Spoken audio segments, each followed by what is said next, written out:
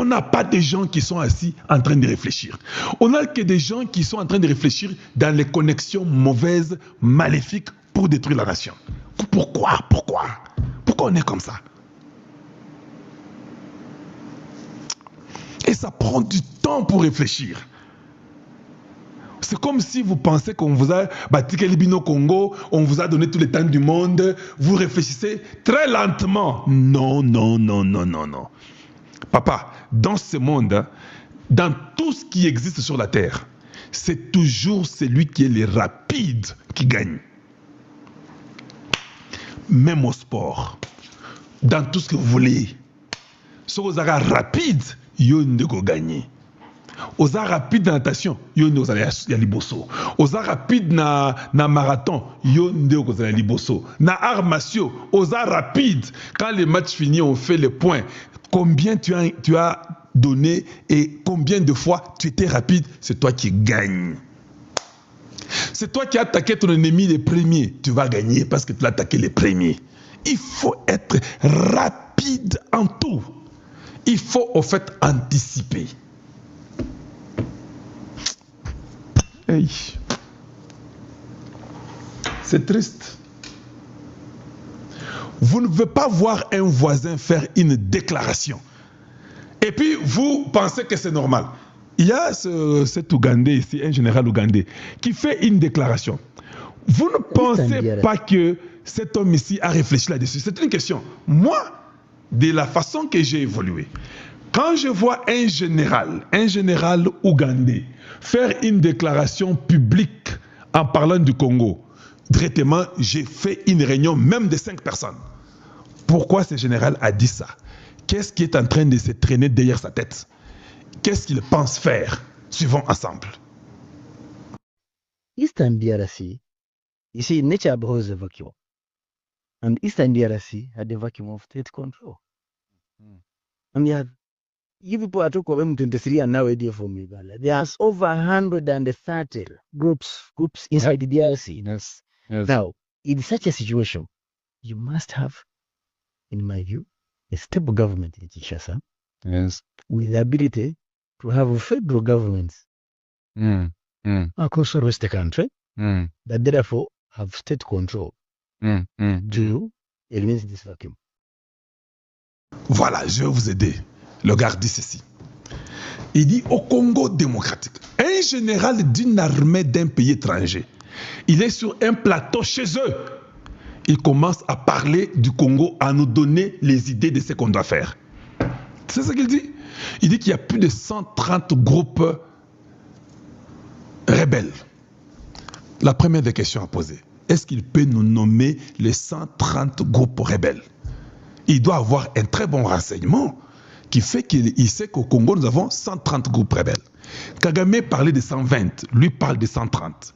Je vous ai dit, quand Tshisekedi bloque le Rwanda, l'Ouganda doit commencer à parler. Ils n'auront pas le choix, ils seront dévoilés. Ils ont compris que le Rwanda a fait et ils ont compris que le Rwanda a échoué. L'Ouganda sait que ceux qui Rwanda kwei, ils savent ça. Ils commencent à parler. Ce n'est pas Moïse qui parle, mais c'est un autre général qui dit non, au Congo il y a 130 groupes rebelles. C'est faux, au Congo il n'y a pas 130 groupes rebelles. C'est faux. Au Congo, tous les groupes rebelles qui sont là-bas sont alimentés par le Rwanda et l'Ouganda. C'est ça la vérité. Vous pouvez parler des Red Tabara, vous pouvez parler des M23, vous pouvez parler des AFC, vous pouvez parler des Zaïre, groupe Codeco. Ça sont tous les groupes de Rwandais et des Ougandais. Il n'y en a pas 120 ou 130. Mais ils doivent dire 130. Mais si on lui pose la question, peut-il nous nommer les 130? Un, il ne pourra pas nommer les 130. Deux, il veut dire que c'est un chaos dans ces pays-là. Il y en a 130. Il le dit bêtement. Est-ce qu'il y a quand même une répercussion? Est-ce qu'il n'y a pas quand même une possibilité que chaque général d'un pays étranger, qu'il prenne un peu du temps à réfléchir avant de parler du Congo? Nous là, et moi d'Invita est assis, et les Ertambo est assis, et le gouvernement, ils sont assis. Il n'y a aucune intervention. Même si vous connaissez la politique plus que moi. Mais il ne faut pas permettre que d'autres pays continuent à parler de vous comme s'ils ont le droit de parler de vous. Ça, c'est un seul point. Un deuxième point. Le gars dit qu'il faut qu'il y ait le fédéralisme au Congo. pour dire que le Congo est trop grand et que le gouvernement central est incapable de gérer les choses du Congo. Un général étranger s'implique dans votre gouvernement. Il parle de fédéralisme et puis il dit, dans ce fédéralisme-là, il faut que chaque province contrôle sa province. On a compris son intention. Son intention, c'est de tout faire pour que eux aient leur personne qui va contrôler cette province-là de l'Ituri, enlever Luboya, que je crois être un très bon général qui a tenu pendant 4 ans dans cet endroit-là. Il faut maintenant chercher quelqu'un qui sera à leur obédience selon eux, selon lui, Papa Abouzo Bawana. Il croit que quand vous aurez un individu qui contrôle dans le fédéralisme, tous les 130 groupes ethniques groupes rebelles vont disparaître. Parce que ce gouverneur-là aura la capacité de bien contrôler, plus que le gouvernement central. C'est ce qu'il vous dit. Ça ne dépendait que de moi. Voilà l'une des raisons pour laquelle on doit toucher à la Constitution. Nous remettons 9 provinces. Le Grand Kivu redevient une province. Maniema, Sud Kivu et Nord Kivu, une seule province.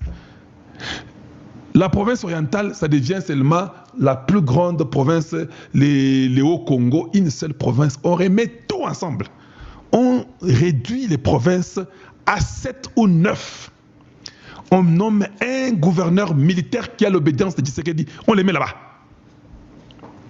Et on commence à traquer jour et nuit. On paye des militaires qui mangent, qui patrouillent partout, dans toutes les brousses, avec des drones. Est-ce qu'on n'a pas l'argent pour ça? On a seulement l'argent pour voler, gonfler les chiffres du budget. On n'a pas l'argent même seulement les drones de surveillance. Nous, les individus simples, nous avons des drones de surveillance. Comment un État comme le Congo démocratique ne peut pas avoir les drones de surveillance pour être sûr que matin, midi, soir, il y a des batteries de recharger ces drones-là. Vérifier matin, midi, soir et la nuit. C'est rassurer que toute personne qui soulève son doigt est éteinte. Et c'est difficile ça. Vous ne trouvez pas qu'ils sont des priorités? Vous ne trouvez pas qu'il faut qu'on touche à la Constitution pour que nous puissions réduire le nombre de provinces? Parce que eux, les ennemis veulent le fédéralisme, augmenter les provinces, fédérer, faire le fédéralisme pour qu'ils soient indépendants. Ils peuvent profiter, aller diriger ces petites provinces-là ou provincettes. Et ce sera facile pour eux que si tout est contrôlé par Kinshasa. Comment on ne peut pas contrer ça? Comment ça ne peut pas être une urgence pour le Congo de dire que nous devons toucher la Constitution même demain? Comment est-ce que le ministre de l'Éducation a 700 000 enseignants? Dans l'Ingui Naïba, 700 000 enseignants là, est-ce seulement le ministre de l'Éducation qui est impliqué ou bien le ministre des budgets aussi est d'accord d'ajouter aussi peut-être 100 000 fictifs enseignants dans les budgets pour azopé mon solnaïe? Parce qu'on peut toujours dire que c'est le ministre de l'Éducation. D'emblée, on peut dire ça. Mais est-ce que celui qui est au budget n'a pas ce pouvoir-là d'aller investiguer pour dire que non, j'ai besoin quand même de voir clair comment on a 700 000. Quel est ce Congolais qui peut accepter qu'on a 700 000 enseignants aujourd'hui? On n'a pas 700 000 enseignants. Ça dit que l'argent de l'État est volé. Est-ce qu'on peut arrêter quelqu'un là-bas? Est-ce qu'un certain Vonde qui a arrêté Moutamba peut aussi aller après pour dire que j'ai entendu Kalonji dire dans les médias qu'il y a 700 000 enseignants? Est-ce que je peux faire l'investigation pour voir s'il y en a ou pas? Non! Donc après Moutamba, personne ne vole au Congo démocratique. C'est ce que vous voulez me dire aujourd'hui. Médiocre des personnes que nous avons au Congo. Donc après que Moutamba soit arrêté, personne d'autre n'est arrêté.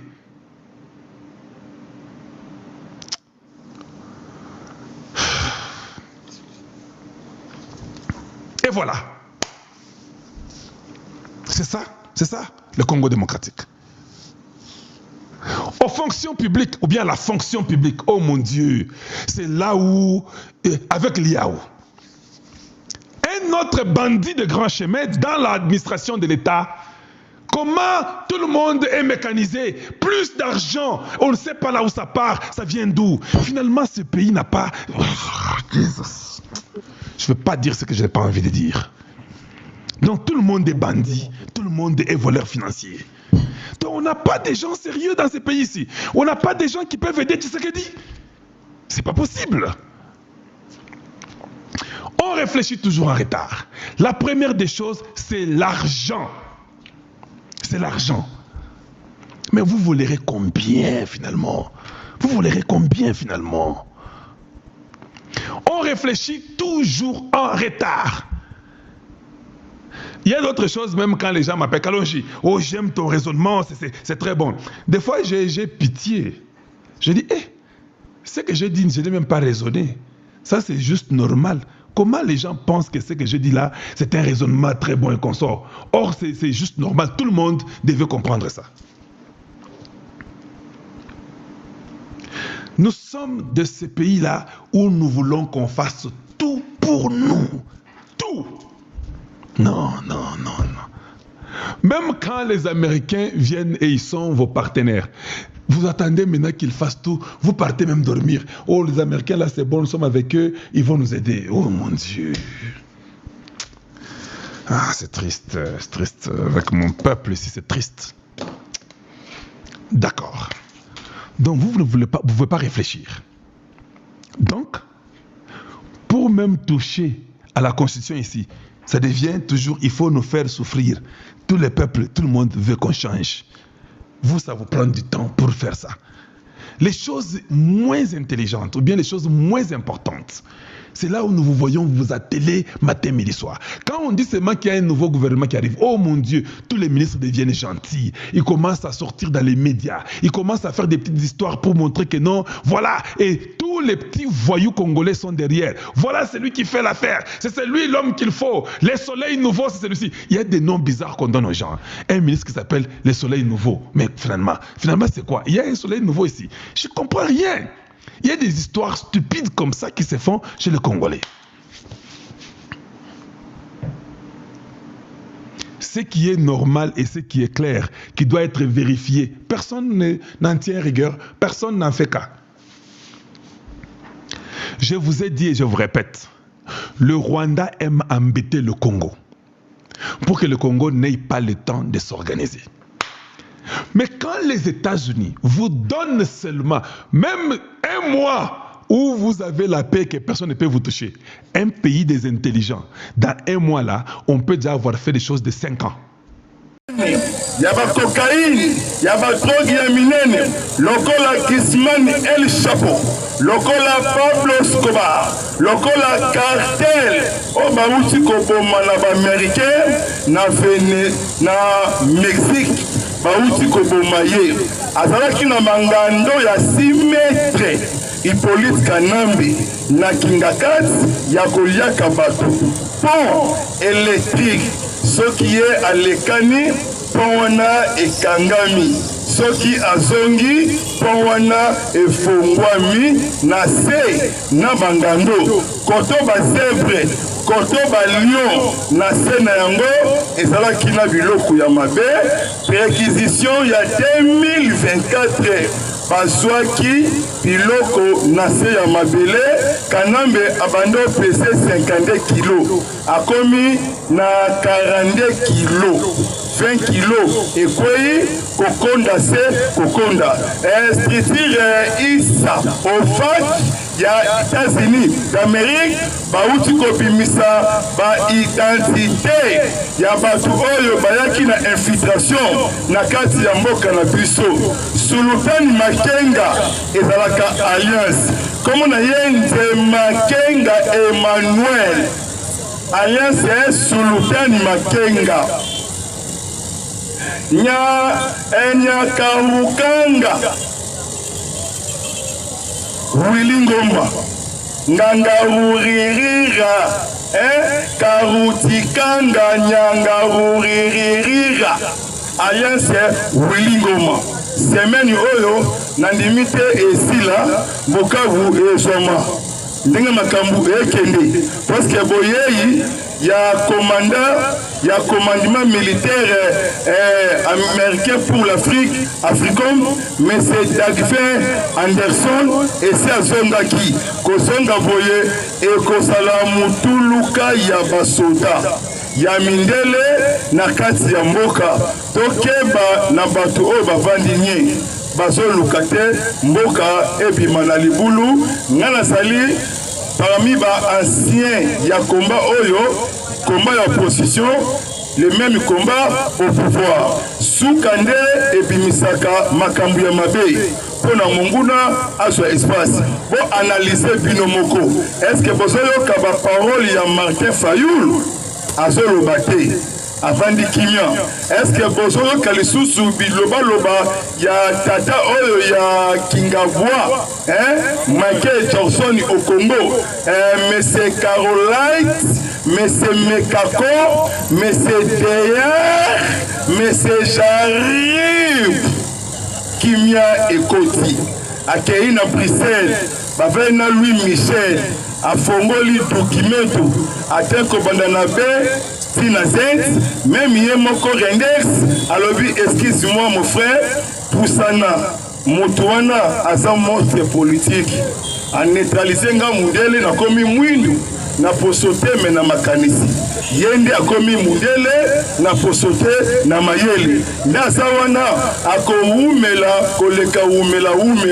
parce que parti na ye ekamusi monde bamisusu na misala bamisusu na balabala esalama te depuis monde ezala balobi tobatela nanu ebonga so tosu yango evandi tokotonga tokozwa misala mais na siloga ya le peuple c'est bon kosuka na Iran bon chef suprême guide iranien oya kufaki lobi Benjamin Netanyahu premier ministre ya Israël abi bitumba esumulaite bitumba etikali mukuse parce que Donald Trump le président américain a 3 personnes on va remplacer l'autorité iranien et comme singai aventurier il y a Pyongyang Kim Jong-un le président de la Corée du Nord l'homme des missiles balistiques Nzokande asalaka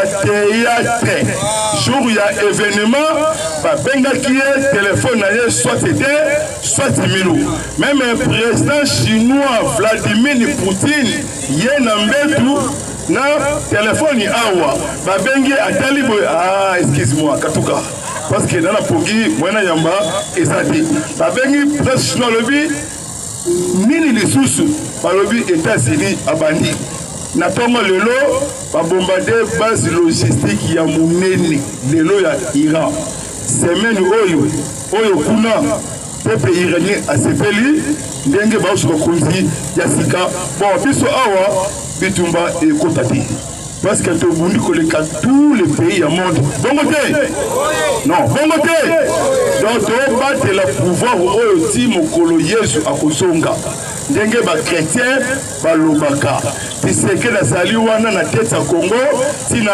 2098 à 2099 so monique makamuna loba soit disant yo opposant kufa senga liwa okufa tozali pe tokozala tobandi te siko tobandi parce que mandat na mission ezalaka ndenge moko te tokocélébrer indépendance ya turoyo na mois de juin na bagangi ya FARDC na bagangi ya États-Unis parce que mokonzi alobaki akosentir soit commis président akosentir soit commis président bien na fin ya guerre ya Est et si la calamité merci vraiment bandeko bolingo ya mboka na bengi ndeko loba aya kozwa micro tokabwana te wumbuka ezosila osonga bakwanga mibambo jimai bamisu bakele Congo central bamisu batikala awa boyebi ke ye alukaki akima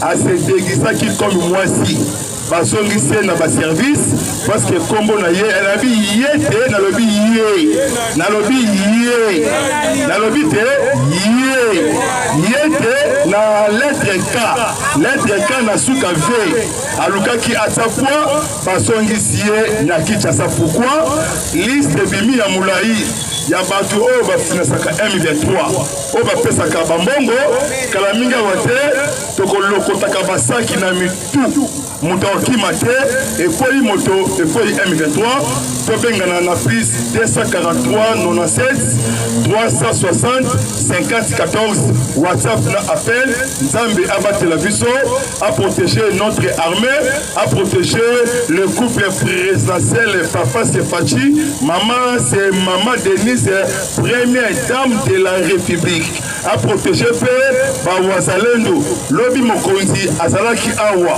na centre culturel et s'appelle lelo ezali 3 jours ya forum ba chef coutumier basongi sibo moto na bango pona mboka ezala sécuriser na bokoko parce que dirigé na maître Jacquemin Chabani président na nkumu fumu ya mboka c'est Fachi Béton. Merci vraiment Bolingo.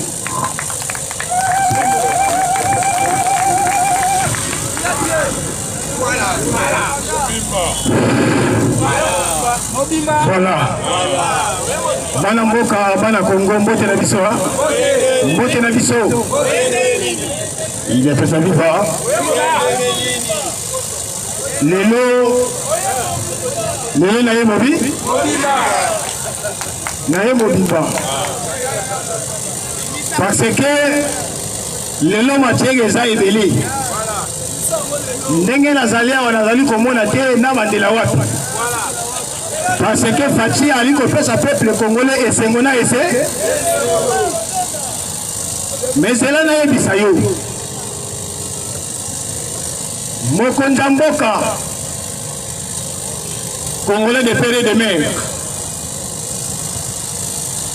apesaki autorisation na ministre de l'Intérieur et sengeli kobengisa tous les chefs coutumiers bayawa na Kinshasa na temps oyo tozali tous les chefs coutumiers ya nord ya sud ya l'ouest ya est bazali awa pour quelle raison mokonzi mboka Félix Antoine Tshisekedi Tshilombo congolais de père et de mère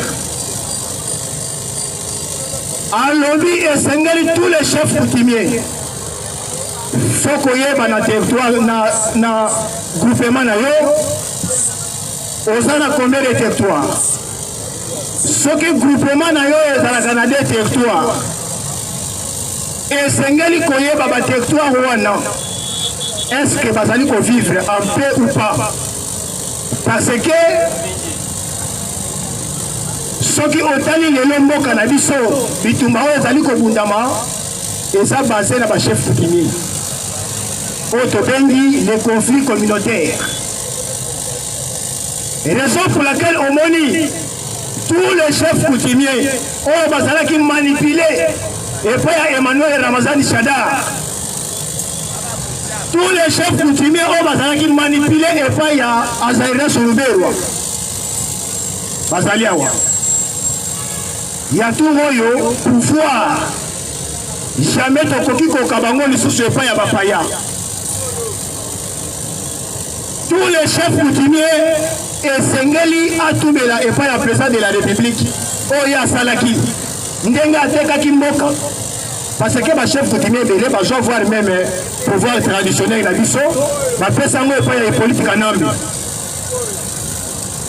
et surtout oyo ya professeur Kwango ndoki azalaka wana baboma ye azwaka pouvoir azwi apesi yango na maboko ya un Rwandais parce que bomonaka ezalaka na temps moko oyo Joseph Kabila Hippolyte Kanambi abengisaka tous les chefs coutumiers bayaba oyo baboya apesaka Shadar permission abanda koboma bango nde tomonaki voir même il y avait des chefs coutumiers les wazalendo les patriotes neti bakamwena nsapu balobaka na Hippolyte Kanambi nga nakoya te napesa yo pouvoir ya bakoko na biso parce que yo zali Rwandais de PRD baboya kopesa ye pouvoir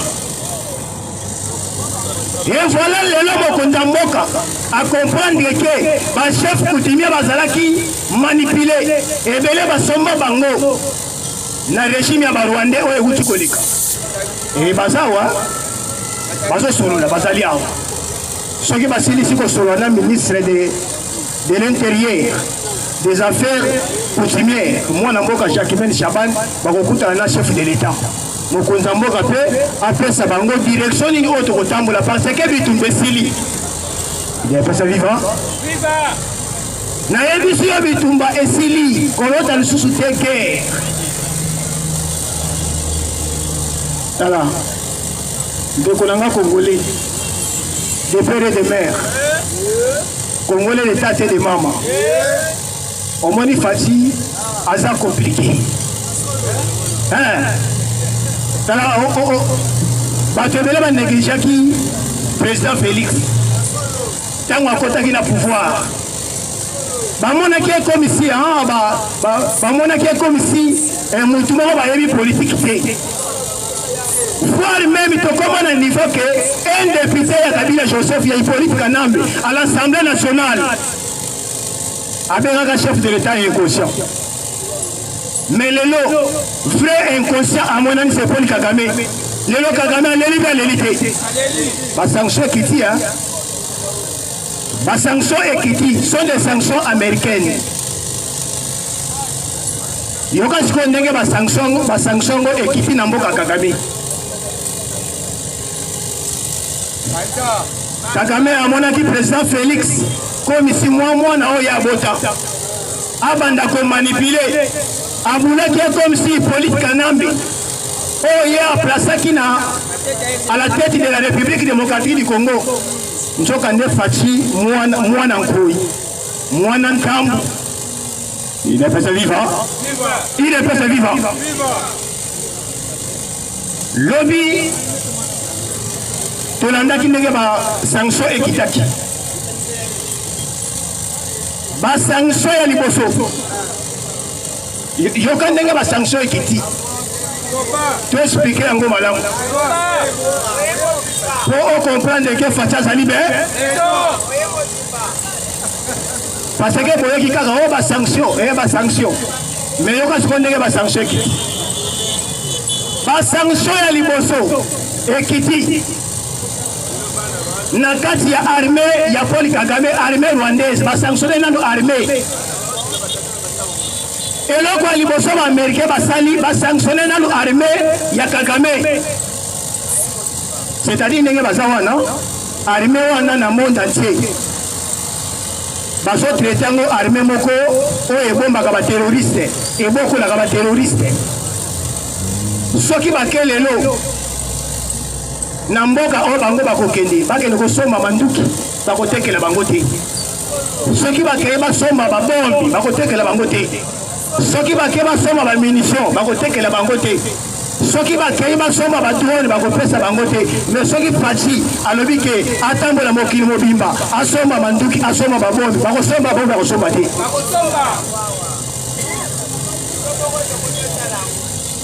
basanction ya mibale dans la façade mystique, hein? Diplomatie, oh, la diplomatie agissante.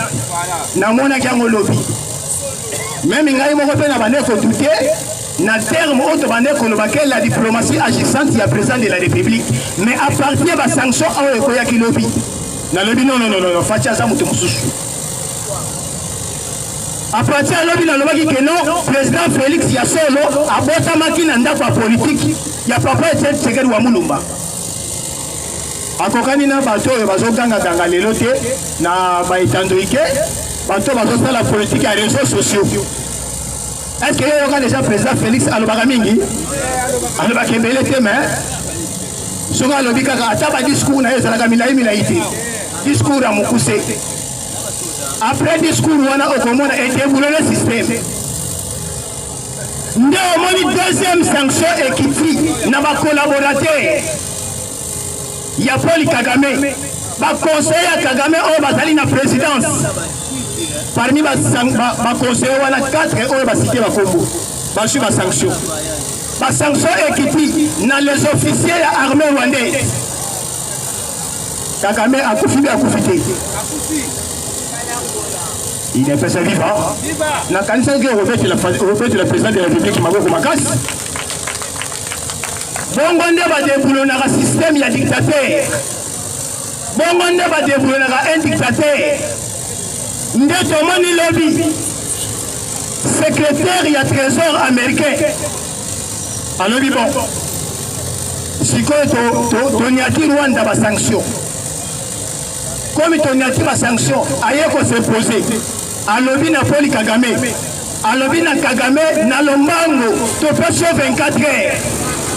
48 heures mais 24 heures esengeli ozwa eloko ya liboso alobi zwa manduki na yo zwa biloko na yo le matériel de guerre oyo eza na Congo nyonso esengeli esala nini bimisa yango ya mibale alobi tous les militaires rwandais oyo bazali sur le sol congolais bango nyonso babima parce que États-Unis d'Amérique abimisi ba vidéo abimisi ba preuve ndenge ba militaire ya Rwanda bakotaka na RDC na ndenge bazwaka Goma États-Unis azolakisa ke armée ya Kagame nde eutaki na Rwanda bakoti na frontière baye kozwa bavino bazwaki wana sikoyo mwana mboka mwana Congo de père et de mère